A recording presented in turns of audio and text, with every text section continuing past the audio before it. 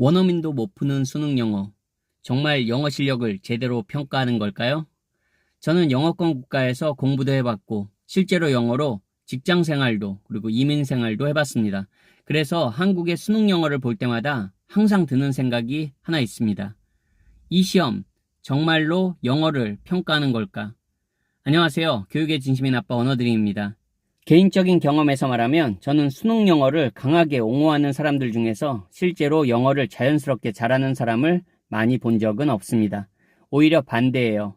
영어권에서 오래 살았거나 실제로 영어로 대학 수업 듣고 논문 읽고 토론해 본 사람들은 수능 영어를 보고 당황하는 경우가 많습니다. 왜일까요? 문장이 너무 이상하거든요. 자연스럽지가 못한 경우가 너무 많습니다.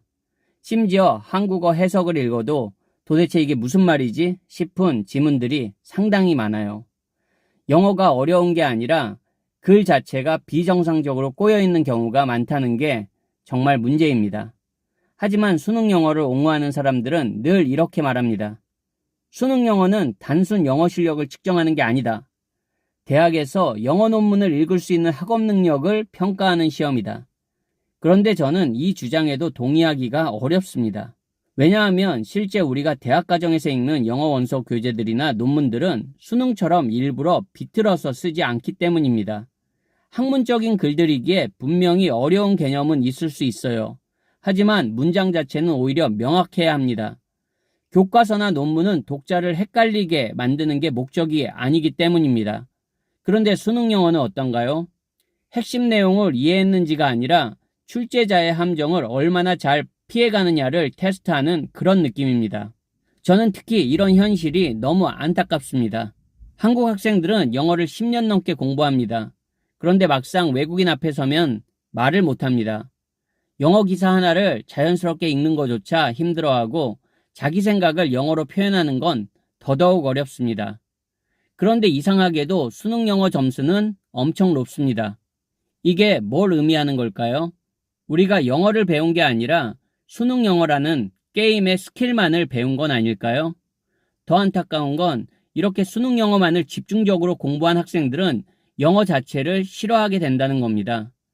영어도 언어일 뿐이고 언어라는 자체가 사람과 사람 그리고 우리와 세계를 연결해주는 하나의 도구라고 생각합니다. 영어로 새로운 지식과 정보를 접하고 우리의 아이들에게 더 넓은 세상을 열어주는 도구가 되어야 된다고 생각합니다. 그런데 한국 학생들에게 영어는 틀리면 인생 망하는 과목이 되어버렸습니다. 재미도 없고 감동도 없고 오직 불안과 압박만 남습니다. 저는 지금 영어를 쉽게만 배우자는 이야기를 하는 게 아닙니다. 깊이 있는 영어, 즉 학문적인 영어도 꼭 필요합니다.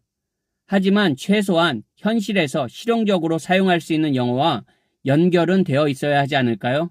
영어권 국가의 원어민들도 이상하다고 느끼는 문장, 한국어로 번역해도 이해하기 어려운 함정 찾기 수준의 문제들. 이게 과연 학생들의 미래에 얼마나 도움이 될까요?